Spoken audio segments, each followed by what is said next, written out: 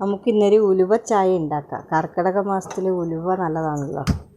ഉലുവ കഞ്ഞിയായാലും എന്തെന്നായാലും. പിന്നെ വെള്ളം തിളക്കാനൊന്നും കാക്കണ്ട, ആദ്യമേ ഉലുവ അങ്ങ് ഇടണം.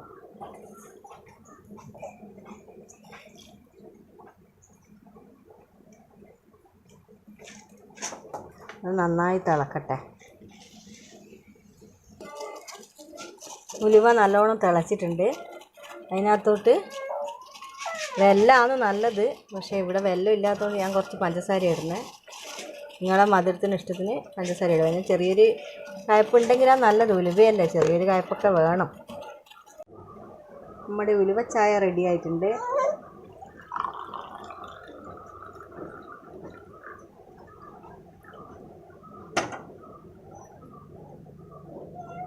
നല്ല കളറുണ്ട്,